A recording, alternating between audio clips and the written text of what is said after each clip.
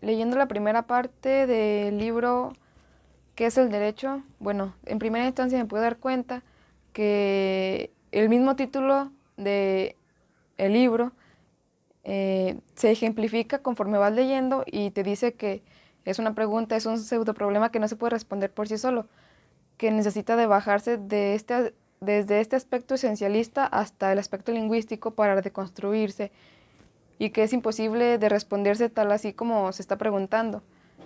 Por eso nos invita a hacer un análisis e incluso a deconstruir ese pensamiento que tenemos de querer definir todo, porque queriendo definir todo, como lo dice el libro, tendemos a problematizar más las cosas y entre más queramos conocer, caemos en esto que mencionaba un autor, Wittgenstein me parece, que incluso en los juristas somos como, bueno, no somos, pero caemos en esta analogía de la botella.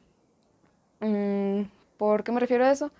Porque al querer definir algo nos vemos limitados sabiendo que tenemos la puerta o la salida tan cerca, pero al limitarnos pues no podemos acceder a ella. En tanto al signo lingüístico, lo explico a continuación. En tanto al signo lingüístico encontramos que es la conjunción de una palabra hablada o escrita, viene siendo el significante. Este significante, al nosotros traducirlo a un aspecto mental, mmm, vendría siendo el significado, que podría ser así. La conjunción es, bueno, como dije, la conjunción de la palabra, que es el significante, que percibimos a través de los sentidos, visual o auditivo, y que al traducirse al aspecto mental, pues se entiende que es el significado. Ahora, en tanto a la ambigüedad y a la polisemia, pues entendemos que un significante puede tener diferentes significados. Por ejemplo, la palabra carta, por una parte puede ser una carta escrita y por otra parte puede ser una carta de póker, una carta de un juego de mesa, pero no es necesaria la relación directa entre el significante y el significado. Por ejemplo, pues bueno, tenemos la carta que vendría siendo el significante, que bueno, es la palabra, y el significado que ya sería en este caso pues la carta escrita o la carta de póker o de algún juego de mesa. Cuando nos referimos a uso y mención, que es el apartado 3 de la lectura, pues yo entendí que el uso y la mención, mm, por ejemplo, en el mismo título que nos da, que dice, y si Rubén tuviera 5 letras y Rubén fuera un adolescente, la palabra Rubén primera, que dice que tiene 5 letras, está entre comillas, haciéndonos el ejemplo de que pues está mal estructurada, ¿no? Porque una persona no puede tener 5 letras, ¿por qué? Porque es una persona, pero una persona en cambio sí puede ser un adolescente.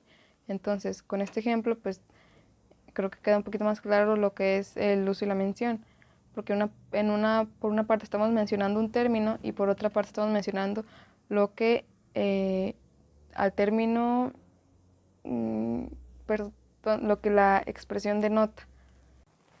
Hablando de designación y denotación, entendemos que la denotación es a lo que nos hacemos referencia en el mundo al utilizarla, y la designación es el conjunto de estas propiedades definitorias. Por ejemplo, lo que nos ponía de hombre es un animal racional.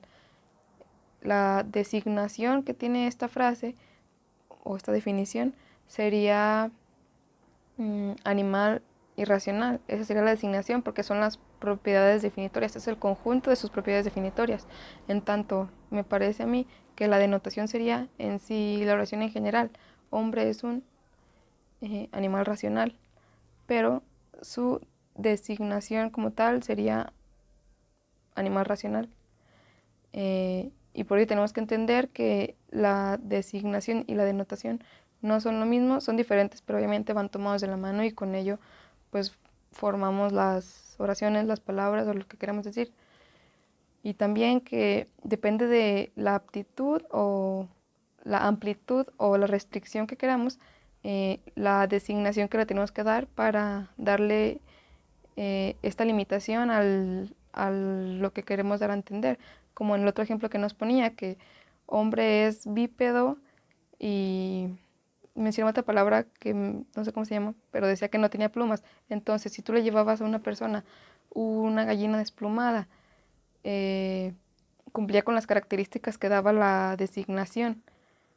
Entonces, por lo tanto, pues bueno, encuadrando con la definición que tú le diste, sí, sí era un hombre, pero sabemos que no es correcto. Entonces, por eso, hacer el uso correcto del lenguaje y de la restricción de lo que queramos decir.